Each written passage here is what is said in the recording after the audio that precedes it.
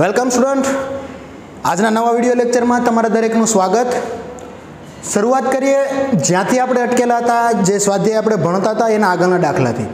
Okay, તો 5 દાખલા આપણે જોયા હતા. નોર્મલ જ્યાં યુઝ આપણા લાઈફમાં થવાનો છે દરેક માહિતી આપણે ભેગી કરી હતી. હવે અમુક નોર્મલ માહિતીના આધારે થોડાક ડીપલી દાખલા સમજીએ. થોડાક લેન્થી દાખલા હશે પણ અઘરા ન સમજવા, એને સિમ્પલ દાખલા છે. જો દાખલા નંબર 6, 1.5 મીટર ઊંચો છોકરો, એટલે એક છોકરો જેની ઊંચાઈ 1.5 મીટર છે, 30 મીટર ઊંચી ઇમારતથી કોઈ અંતરે ઊભો છે. તો આની આકૃતિ હું તમને દોરવાની સમજાવું તો ચાલો માની લો કે આ જમીન, આ ઇમારત, છોકરો અહીંયા ઊભો છે 30 મીટર દૂર, 30 મીટર ઊંચી ઇમારત, બરાબર. તો છોકરો અહીંયા ઊભો છે, એની ઊંચાઈ કેટલી છે? 1.5 મીટર. એટલે એનું આંખ માની લો કે અહીંયા એની આંખ છે. એટલે જોવાની વાત આવશે ત્યારે આંખથી આવશે, પગથી નહીં. ખાસ ધ્યાન રાખજો. ઘણા અહીંયા શું ભૂલ કરે, આ 1.5 મીટર ઊંચો વ્યક્તિ મેં બતાવ્યો, પછી અહીંયા પગથી જોવે, એમ દ્રષ્ટિકિરણ પગથી બનાવે. પગથી કોઈ દિવસ કોઈ જોવાનું નથી, આંખથી જ તમારે બનાવવાનું થશે. એટલે આ એક ભૂલ ના થાય એનું ધ્યાન રાખીશું. જોઈએ આગળ આવશે એટલે હું તમને સમજાવીશ. હવે જ્યારે તે ઇમારત તરફ ચાલવાનું શરૂ કરે છે ત્યારે કેટલાક સમય પછી તેના આંખની ટોચના ઉચ્છેદ કોણનું માપ 30 થી 60 થઈ જાય છે. માની લો કે હવે ઇમારતથી આ બધું ચાલવાની શરૂઆત કરે તો હું તમને થોડુંક આકૃતિ મોટી બને એ માટે આ છોકરાને જે છે ને આપણે છેલ્લે એન્ડિંગ ઉપર ઊભો રાખી દઈએ. એ છોકરો અહીંયા પહેલાં ઊભો છે, 1.5 મીટર ઊંચાઈવાળો છોકરો અહીંયા ઊભો છે. હવે એ શું કરે છે, ઇમારત તરફ એને ચાલવાનું ચાલુ કર્યું. એટલે માની લો કે અહીંયા પહોંચી ગયો. ઇમારત તરફ જોઈ લો, અહીંયા શબ્દ ચાલવાનું શરૂ કરે છે ત્યારે કેટલાક સમય પછી, એટલે અમુક સમય પછી તેની આંખથી એટલે અહીંયા ઉપર એની આંખ હશે, ટોચના ઉચ્છેદ કોણનું માપ, એટલે અહીંયા એ જોશે. ત્યાર પછી અહીંયાથી અહીંયા પહોંચે એટલે અહીંયા જોશે. તો આ બંને ખૂણાને હું જોઈન્ટ કરું, મારે ક્ષૈતિજ કિરણ તો દોરવું પડશે. તો શું થાય છે, ઉચ્છેદ કોણનું માપ 30 થી 60 થઈ જાય છે. એટલે કે પહેલાં 30 હતો, હવે ક્યાં પહોંચી ગયો? 60. તો તે કેટલું ચાલ્યો હશે? એટલે કે અહીંયાથી આટલું ચાલેલો છે, આ આપણે શોધવાનું. તો માની લો કે x મીટર ચાલેલો હશે. તો અહીંયા એને આપણે જે ધાર્યું છે એને આપણે પહેલાં એટલું લખી દઈએ. ધારો કે છોકરાએ કાપેલ અંતર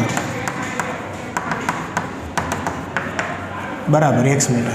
આટલું ચાલ્યો છે, આકૃતિ પરથી ખબર પડે છે. ક્લિયર? ચાલો બીજી વસ્તુ, આ 1.5 છે તો આ બી કેટલું થશે? 1.5. તો આખું 30 હતું ને, આખું આપણી પાસે કેટલું હતું? 30. આ નીચેનું 1.5, તો ઉપરનું કેટલું થશે? ચલો 30માંથી 1.5 બાદ કરીશું. તો મગજ દોડાવો થોડુંક, ઘણા ભૂલ કરી નાખે છે. 30માંથી તમે 1.5 બાદ કરો ત્યારે 29.5 લાગે, તો તમે 0.5 જ બાદ કર્યું છે. તમારે 1.5 બાદ કરવાનું છે. તો અહીંયા તમારી પાસે આન્સર આવશે 28.5. એટલે તમારી પાસે અહીંયા ત્રિકોણની રચના થઈ જશે. તમારે શું શોધવાનું છે એ સમજો. ગમે એમ કરીને તમારે આ માપ શોધી લાવવાનું છે. આ એટલે x. ક્લિયર? તો આ x હશે તો અહીંયા બી આ x થશે. માની લો કે આટલો ટુકડો નથી ખબર, તો એને હું y ધરી લઉં, તો આ y હશે, તો ઉપર બી આટલું y હશે. તો મારી પાસે 2 ત્રિકોણની રચના થાય છે, એના નામ આપી દઈએ. ચલો અહીંયા A, B, C અને D. તો સૌપ્રથમ લખીએ કે ત્રિકોણ ABC માટે પહેલો મુદ્દો લઈએ, ત્રિકોણ ABC માટે મારે ગમે એમ કરીને x શોધવાનું છે. પછી y મળતો હોય તો એની કોઈ કામ નથી મારે, ગમે એમ કરીને x જોઈએ છે. તો પહેલાં લખીએ છીએ ત્રિકોણ ABC માટે. ચાલો અહીંયા 90 નો ખૂણો થશે, ખૂણો સામેની બાજુ ને પાછળની બાજુ. તો શું યુઝ કરશો તમે? tan θ. તો tan θ બરાબર તમને જવાબ મળશે સાબાના છેદમાં પાબા tan. થીટાની કિંમત કેટલી છે? 60. સામેની બાજુ તમારી પાસે થશે 28.5 છેદમાં પાબા તમારી પાસે થશે y. tan θની કિંમત √3 is equal to 28.5 and y. અહીંયા જશે, √3 અહીંયા આવશે. તો y ઇઝ ઇક્વલ ટુ 28.5 છેદમાં √3 મીટર. આ તમને yની કિંમત મળે, પણ ખરેખર મારે તો જોઈએ છે x. અને x શું છે કે છોકરો જ્યાં હતો ત્યાંથી ઇમારત તરફ ચાલ્યો, એટલે ખૂણાનું માપ 30 થી 60 થઈ ગયું. તો એ કેટલું ચાલ્યો હશે એ આપણે શોધવાનું છે. હવે શું કરીએ, x માટે આ મોટો ત્રિકોણ લઈ લઈએ, ADB.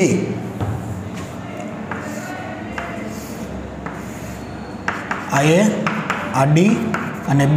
તો તો આ ડીબી તમે જોઈ શકો એક્સ વત્તા વાય આખો ટુકડો બનશે. આ ખૂણો થશે 30નો, સામેની બાજુ તમારી થશે 28.5ની. ત્રિકોણ મગજમાં બેસી જશે તો તમારું કામ તરત સરળ થઈ જશે. તો અહીંયાથી નંબર 2 ખૂણો સામેની બાજુ પાછળની બાજુ, તો ડાયરેક્ટ લખીએ છીએ tan 30 બરાબર સામેની બાજુ થશે 28.5, પાછળની બાજુ થશે x પ્લસ વાય. tan 30 1/√3. કિંમત જો મગજમાં નથી આવતી તો અહીંયા તમે ભૂલ કરી કે tan 30 અને 60માં, તો કામ પૂરું. અહીંયા આવશે 28.5 છેદમાં x plus y. x plus y અહીંયા આવશે, √3 અહીંયા જશે. તો x plus y is equal to 28.5 √3. મારે ગમે એમ કરીને શું શોધવાનું છે? x. તો વાયની કિંમત આપણી પાસે છે, અહીંયા મૂકી દઈએ તો શું થશે? x પ્લસ વાયની કિંમત તમારી પાસે છે 28.5 √3 ઇઝ ઇક્વલ ટુ 28.5 √3. હવે આ ગણતરી ઘણા નથી આવડતી કે અહીંયાથી ગણતરીમાં આગળ કેમ વધવું, એ નથી આવડતું તો ખાસ ધ્યાન આપજો આ સ્ટેપથી. x ઇઝ ઇક્વલ ટુ મારે x પકડવો છે, આખા પદને મેં આ સાઈડ મોકલી દીધું તો શું થશે? 28.5 √3 માઇનસ 28.5 છેદમાં √3, અહીંયા કાંઈ નથી તો 1. ખાસ ધ્યાન આપજો, આ સ્ટેપ લગભગ મોટા ભાગના વ્યક્તિ ભૂલ કરે છે, સમજ જ નથી પડતી એવી રીતે. ચાલો 28.5 બેમાંથી હું કોમન લઈ લઈશ તો શું બનશે? x is equal to 28.5 common, તો અહીંયા આવશે √3 છેદમાં 1 માઇનસ અહીંયા √3 અને છેદમાં 1. અહીંયા 28.5 નીકળી ગયો, ત્યાં કોઈ નહીં આવે, તો ધેટ મીન્સ 1/√3. આ નથી આવડતું, ખાસ ધ્યાન આપજો, ભૂલ ના પડવી જોઈએ. હવે x ઇઝ ઇક્વલ ટુ 28.5, ચાલો અહીંયા લસા લઈએ, √3 3, 1 × 1 1 × √3 then √3. x is equal to 28.5 ગુણ્યા 2 છેદમાં √3. ચાલો 28.5 ગુણ્યા 2, 28 દુ 56, પણ 0.5 છે તો સામે બીજો 0.5 હજી એક વધી જશે, 56, 0.5 એટલે 57 થઈ જશે. તો x ઇઝ ઇક્વલ ટુ 57 છેદમાં √3. અહીંયાથી તમને કામ આવે આવડે. છેદમાં ફરીવાર √3 આવ્યું, ચોથો દાખલો એવો છે જેમાં √3 આવ્યું, એટલે √3 વાળા તમે બધા ઘણા બધા દાખલા ગણ્યા છે, તો અહીંયાથી તમે એનું પણ સોલ્યુશન લાવી શકો, એ તમને અમારે સમજવાની જરૂર નથી. ઓકે, તો આ તો દાખલો ખૂબ સમજવા લાયક હતો. 1.5 કીધું તો બીજા બે નવા ત્રિકોણ બનતા હતા, સીધા ત્રિકોણ નહોતા બનતા, આપણે બનાવવા પડતા હતા. એ ખાસ આકૃતિમાં આપણે જોયું. જો આકૃતિ તમારી સાચી નથી બનતી તો પછી આનો કોઈ મતલબ નથી, પણ આકૃતિ સાચી બની ગઈ તો યુઝ કરવાનું છે તમારે tan θ sin θ cos θ આવા જ વિધેયનો યુઝ, ગુણોત્તરનો યુઝ કરવાનો છે અને એનાથી તમારા જવાબ આવવાના છે. ઓકે, વધુ પ્રેક્ટિસ માટે જોઈએ હજુ આગળના દાખલા અને સમજ મેળવીએ.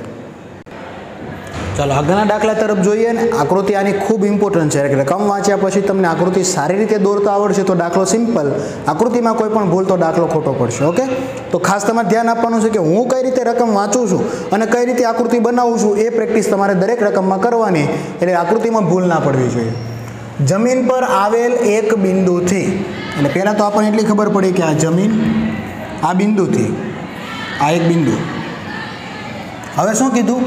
એક 20 મીટર ઊંચી ઇમારત, એટલે એક આ ઇમારત છે. ઇમારત કેટલી ઊંચી છે? 20 મીટર. અહીંયાથી લઈને આટલું. તો આ 20 મીટર ઊંચી ઇમારતની ટોચ પર રહેલ એક સંચાર ટાવરના તળિયાને, એટલે એનો મતલબ પહેલાં એટલો થયો કે આ જે ઇમારત છે એની ટોચ ઉપર અહીંયા એક ટાવર છે. આ ટાવર છે એવું માની લો. ઓકે, તો આ બિંદુથી જ્યારે હું જોઉં છું ત્યારે શું કીધું કે સંચાર ટાવરના તળિયા અને ટોચ, તો પહેલાં આ તળિયાની વાત છે, પછી એની ટોચની વાત છે, અને ઉચ્છેદ કોણના માપ અનુક્રમે 45 અને 60 છે. એટલે કે આ માપ આપણું 45 થશે, આ મોટું માપ જે છે એ 60 થશે. તો ટાવરની ઊંચાઈ શોધો.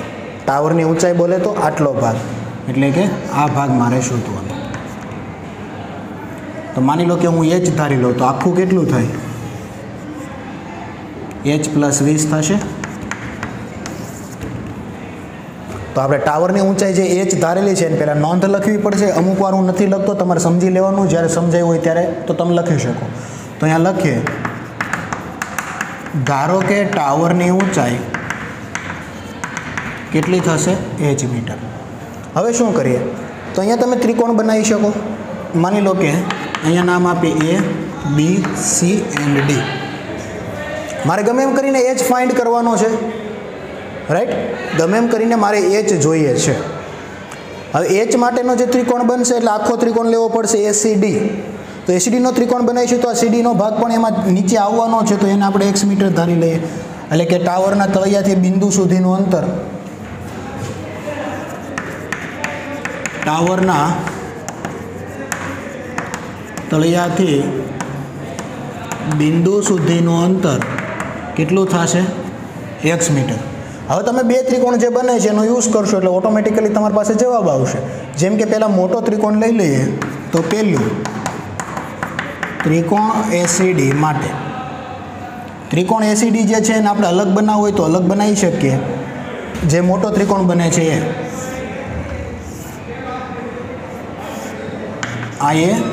આ સી અને અહીંયા ડી. તો મોટા ત્રિકોણ માટે ખૂણો તમે જોઈ શકો 60 અંશનો છે, આખું h+20 છે અને આ x છે. તો મોટા ત્રિકોણ માટે આપણે શરૂઆત કરીએ.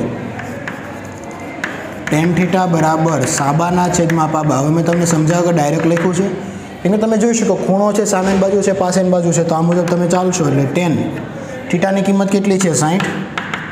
સામેની બાજુ છે h+20, પાબા પાછળની બાજુ છે x. ચલો tan 60ની કિંમત આવશે √3 h+20 છેદમાં x. આ x અહીંયા જશે તો શું થશે? √3x is equal two h+20. પણ આમાંથી કોઈની કિંમત નથી તો આને એઝ ઇટ ઇઝ રહેવા દઈએ, સમીકરણ 1 કહી દઈએ. આવું જ બીજા ત્રિકોણ માટેની વાત કરીએ એટલે કદાચ એકબીજામાં કિંમત મૂકીને સોલ્યુશન આવી જશે. તો બીજો ત્રિકોણ આપણી પાસે છે BCD, એને બનાવવાની જરૂર નથી.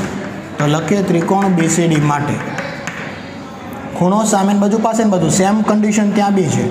તો directly tan 45 is equal two સામેની બાજુ 20 છેદમાં x. આ ખૂણાની ત્રિકોણની વાત કરી BCD. ખૂણો 45, સામેની બાજુ 20, પાછળની બાજુ x. tan 45 એટલે 1, તો 20ના છેદમાં x. x અહીંયા આવશે તો શું થશે? x is equal to 20 metre. આ તો x મળ્યો. મારે તો ગમે એમ કરીને ટાવરની ઊંચાઈ જોઈએ છે, મને ટાવરની ઊંચાઈ પૂછ્યું છે. તો શું કરો? x બરાબર 20 તમને મળ્યા છે ને અહીંયા મૂકી દો, ગણતરી કરો, ઓટોમેટિકલી તમે આન્સર સુધી પહોંચી જશો. તો તમારે લખવું પડશે સમીકરણ 1માં x બરાબર 20 મીટરની કિંમત મૂકતા. સમીકરણ 1 તમારી પાસે શું હતું? √3 x આવ્યો ત્યાં 20 ઇઝ ઇક્વલ ટુ h+20. આ +20 છે, આ સાઈડ આવશે તો માઇનસ. તો શું થશે? 20 √3 -20. આ પ્લસ હતું, આ બાજુ આવે છે તો માઇનસ થઈ જશે. અહીંયાથી પણ તમને ઘણીવાર ગણતરી નથી આવડતી તો આવા સમયે શું કરી શકાય? તો આવા સમયે તમે આવું કરી શકો. h બરાબર, ચાલો બે જગ્યાએથી હું 20 કોમન લઈ લઈશ. તો 20 કોમન લઈશું એટલે શું બનશે? √3 - 1. h is equal to 20. √3 - 1 આ એઝ ઇટ ઇઝ રહેવા દો, કોઈ ઇશ્યુ નથી. આ તમારો આન્સર આવી ગયો. આને તમે આન્સર આવી ગયો છે એવું લખી શકો, ગણી શકો. √3ની જે લોકોને કિંમત ખબર છે કે 1.73 લખી શકાય, 1.73 - 1 metre. h is equal to 20 ગુણ્યા અહીંયા આવશે 0.73. ક્લિયર? તો હવે શું કરી શકો? 2 વડે ગુણાકાર, 2 તેરી 6, 2 7 14. પોઈન્ટ પછી આ એક 0, પોઈન્ટ પછી અહીંયા 2 જણા હતા તો અહીંયા બી 2 જણા રાખ્યા. h બરાબર તમને આન્સર મળે 14.6 મીટર. તો આ મુજબ પણ આપણે આન્સર લખી શકીએ અને આવી શકે. અહીંયા તમે એઝ ઇટ ઇઝ રહેવા દો તો બી ચાલે ને આ ગણતરી તમે બતાવો તો બી ચાલે. જો √3ની કિંમત ખબર હોય તો, નથી ખબર તો આપણે અહીંયા સુધીની ગણતરી કરી શકીએ. એટલે સમજવા લાયક હતો. રકમમાં પહેલાં એ વિચારવાનું કે તમને એવું ચોખ્ખા શબ્દમાં કીધું છે કે ઇમારતની ટોચ પર ટાવર છે. જોઈ શકો અહીંયા જમીન પરના એક બિંદુથી એક ઇમારત 20 મીટર ઊંચી ઇમારતની ટોચ પર એક સંચાર ટાવર છે. ટોચ પર એટલે ઇમારત ઉપર ટાવર છે. આ વસ્તુ તમને નથી ખબર પડતી તો ખાલી 20 મીટર ઊંચી ઇમારત દોરશો અને સીધા અહીંથી તમે ટાવરને તળિયાનું ને બધું જોઈ નાખશો તો તમે ટાવર એમાં મળવાનો જ નથી. ઓકે, એટલે રકમ વાંચો છો ત્યારે ખાસ ધ્યાન આપવું કે શું કહેવામાં આવ્યું છે ને આકૃતિ દોરીએ છે ત્યારે એક્ઝેક્ટ એ મુજબ દોરાય છે ખરા. જો નથી દોરાતી તો એ મુજબ દોરવાની અને વગર ભૂલે તો જ તમે એ દાખલાને સોલ્વ કરી શકશો. ચાલો જોઈએ આનાથી આગળના દાખલાને સમજ મેળવીએ. ચાલો હજુ એક આપણે જે દાખલો ગણ્યો એના જેવો સેમ દાખલો છે, બસ થોડુંક અલગ છે. પહેલામાં ટાવર હતો તો અહીંયા કંઈક મૂર્તિની પ્રતિમાની વાત છે. એક ઊંચી બેઠક પર 1.6 મીટર ઊંચી એક પ્રતિમા ગોઠવેલ છે. ઊંચી બેઠક છે પહેલાં, એટલે માની લો કે આ કોઈ બેઠક છે. એ કેટલી ઊંચી છે એવું નથી આપ્યું, પણ એની ઉપર જે પ્રતિમા છે 1.6 મીટર ઊંચી છે. એટલે માની લો કે આ પ્રતિમા એની ઉપર ગોઠવી છે. એ કેટલી છે 1.6 મીટર. આ જરૂર પડવાની જ છે તો આપણે એને લખી દઈએ x મીટર. તો આખું કેટલું થશે 1.6 પ્લસ x મીટર. અહીં નીચે જમીન હશે. હવે શું કીધું જમીન પરના એક બિંદુથી એટલે માની લો કે આ બિંદુથી પ્રતિમાની ટોચના ઉચ્છેદ કોણનું માપ પ્રતિમા કીધું છે એની ટોચ કોને કહેવાય અહીંયાથી તમે જુઓ છો ત્યારે આ એની ટોચ થશે ઉપરનો એનું માપ કેટલું આપ્યું છે તમને 60 આપ્યું છે. પછી શું કીધું બેઠકની ટોચ બેઠક એટલે નીચેનો ભાગ છે એની ટોચના ઉચ્છેદ કોણનું માપ 45 એટલે અહીંયાથી જ જોવાનું છે અને આ બેઠક તો ત્યાં સુધીનું માપ કેટલું છે આ 45 અંશ. તો બેઠકની ઊંચાઈ શોધો બેઠક બોલે તો એટલે આપણે જે ધારી લીધું એ બરાબર જ છે કે એને આપણે x કહી દીધું. ચાલો x ના કહેવું હોય તો જે વખતે હાઇટ માટે h વાપરીએ છીએ એ માટે હાઇટ માટે ઊંચાઈ છે ને હાઇટ માટે h રાખીએ તો અહીંયા બી h થઈ જશે. ઓકે ચાલો તમને ખબર છે કે આ બાજુની જરૂર પડવાની જ છે તો એને આપણે x મીટર લઈ લઈએ. ઓકે તો બે ત્રિકોણ આપણી પાસે બની જાય છે. હમણાં જે દાખલો ગણ્યો એ મુજબ આનું માપ a કહી દઈએ અહીંયા b c and d. તો એક ત્રિકોણ બનશે ACD અને બીજો ત્રિકોણ બનશે BCD આ નાનો ત્રિકોણ. ઓકે ચલો બેઠકની ઊંચાઈ શોધો આવું કહી દીધું છે. તો પહેલું આપણે લઈ લઈએ ત્રિકોણ BCD માટે. આ વખતે કોને ધારેલું છે શું ધારેલું છે એનું લખ્યું નથી તમે એને લખી શકો છો કેમ કે 8 દાખલા આપણે ગણ્યા. હવે 8 દાખલામાં તમને એ તો ખબર પડે ને કે સર જે બોલ્યા કઈ રીતે લખી શકાય.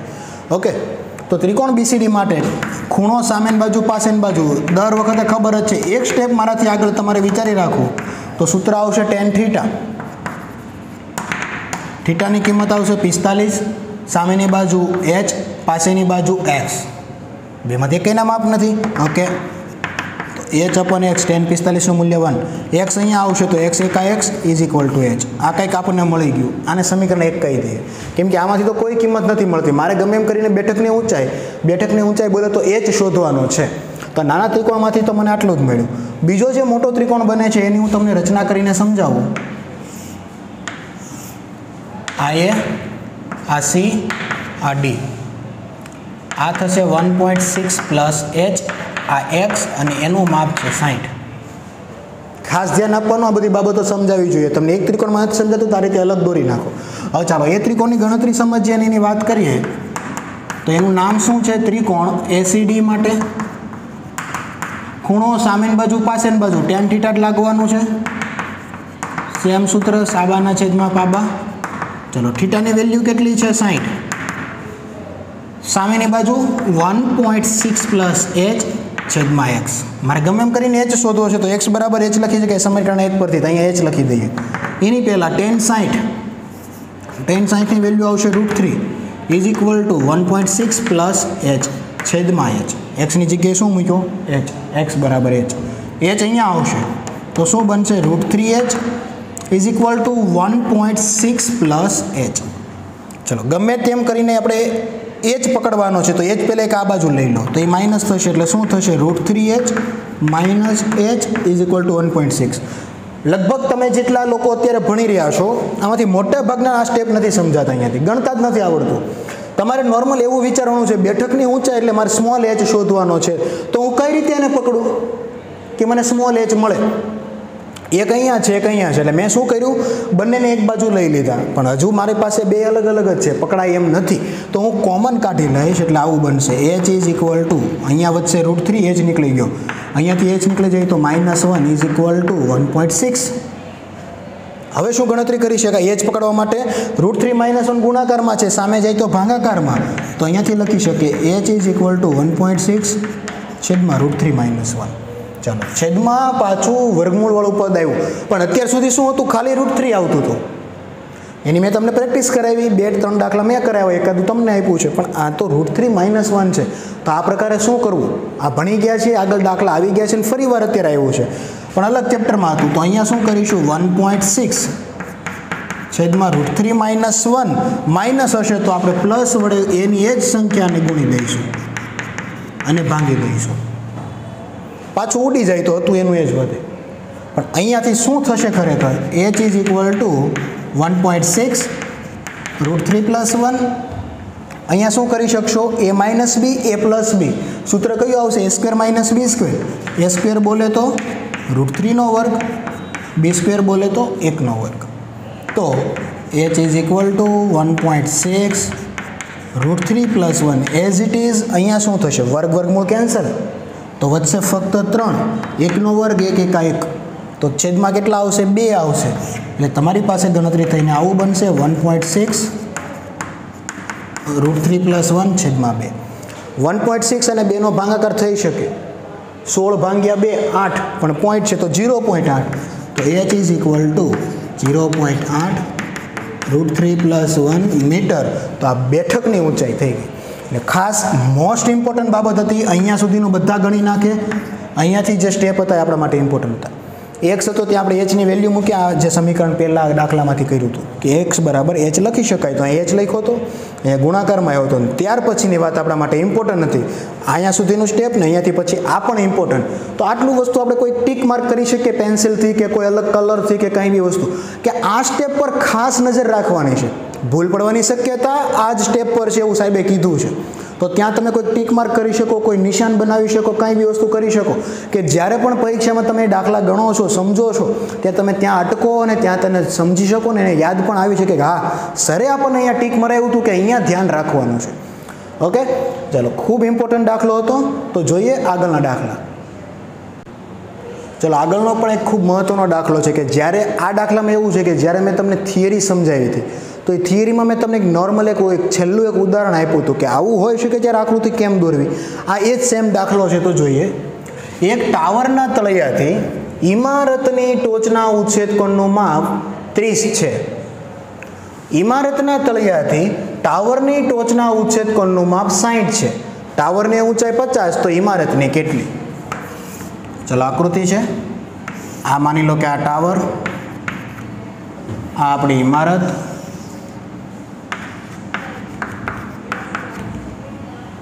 હવે શું કીધું છે જોઈએ, એક ટાવરના તળિયાથી ઇમારતની ટોચના, આ ટાવરનું તળિયું, ઇમારતની ટોચના ઉચ્છેદકોણનું માપ 30.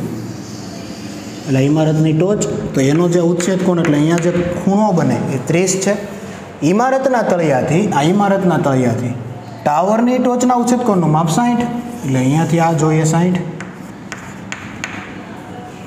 ટાવરની ઊંચાઈ 50, આ 50. તો ઇમારતની ઊંચાઈ શોધો. આ ઇમારતની ઊંચાઈ મને ખ્યાલ નથી, તો એના માટે આપણે લઈ લઈએ h મીટર. બંને વચ્ચેનું અંતર પણ ખ્યાલ નથી ને એની આપણને જરૂર પડવાની છે. કેમ? સામાન્ય વિચાર, તમે એટલું વિચારો, આ ખૂણા છે આપણા. અહીંયાથી તમે જ્યારે ત્રિકોણ બનાવશો ત્યારે તમારા નીચેની ભાગની જરૂર પડશે, એટલે x મીટર આવશે. ક્લિયર? ચલો, અને ઝડપથી આપણે દાખલાને પૂરો કરવા માટે બે ત્રિકોણની વારાફરતી વાત કરીએ. તો પહેલાં એક નાનો ત્રિકોણ લઈ લઈએ, આ ટાવરવાળો. ઓકે, આ ખૂણાનું માપ 30 છે, આ 90નો, આ 50, આ x. એવી જ રીતે આ લઈ લઈએ મોટો ત્રિકોણ, આ 30, આ h, આ x. મારે h ગમે એમ કરીને શોધવાનો છે. તો ખૂણો સામેની બાજુ પાછળની બાજુ, પણ આમાં બેય નથી. અને આમાં જોઈ શકો ખૂણો સામેની બાજુ પાછળની બાજુ એક નથી, તો અહીંથી મળી જાય ને અહીં મૂકી દો x મળી જાય એટલે h મળી જાય. ચાલો, તો અહીંયા ડાયરેક્ટલી કરીએ. tan 30, સામેની બાજુ 50, પાછળની બાજુ x. બધું સમજી ગયા છે એટલે ઝડપથી આગળ વધીએ છીએ. tan 30 કિંમત મળશે 1/√3 is equal two 50/x. x અહીંયા જશે તો x બરાબર શું મળશે? 50√3 મીટર. આ x તમને મળી ગયો એટલે નીચેનો ભાગ તમને મળી ગયો 50√3. ખૂણો સામેની બાજુ પાછળની બાજુ, તો ફરીવાર અહીંયા ટેનનું સૂત્ર પણ tan 30. એક મિનિટ, આપણે ખૂણામાં મિસ્ટેક થઈ ગઈ છે. અહીંયા 60 છે ને, તો એઝ ઇટ ઇઝ અહીંયા બી 60 આવશે. તો આ 60 હશે તો આ √3 બનશે, અને આ √3 બનશે તો અહીંયા તમારે ક્યાં ફેરફાર થશે એ સમજો. x અહીંયા જશે તો √3 છેદમાં આવશે, તો x ઇઝ ઇક્વલ ટુ 50/√3. તો અહીંયા બી ફેરફાર થશે 50/√3. તો હવે તમારે ખૂણો જે બનાવવાનો છે એ tan 30, સામેની બાજુ h, પાછળની બાજુ x. કિંમત મૂકી દો, tan 30ની કિંમત હવે 1/√3 એઝ ઇટ ઇઝ રેડી આવશે. h તમારે શોધવાનો છે. x ની વેલ્યુ છે 50/√3. છેદનો છેદ ફરી અંશમાં જતો રહેશે, તો 1/√3 ઇઝ ઇક્વલ ટુ √3h છેદમાં 50. અહીંયા જવા દો, 50 અહીંયા જવા દો, અથવા એવું કરો 50 અહીંયા લઈ લો. √3 અહીંયા હતા, આ √3 ગુણાકારમાં છે તો અહીંયા નીચે આવશે. ઇઝ ઇક્વલ ટુ ત્યાં મળશે h. That means h is equal to 50ના છેદમાં √3 3 થઈ જશે તો h ઇઝ ઇક્વલ ટુ 50ના છેદમાં 3 મીટર. આ તમને શું મળી ગયું? ઇમારતની ઊંચાઈ. દાખલો લેન્થી લાગે, આકૃતિ દોરતા આવડી જાય. બે ત્રિકોણ બધામાં પડતા હશે. તમને જેટલા દાખલા તમારે જોયેલા જોઈ લો, બધામાં બે ત્રિકોણ પડતા હશે. તમારે શું જરૂર છે એ તમે વિધેયને ગુણોત્તરને લખી દો ત્રિકોણમિતિય અને કામ પતી જશે.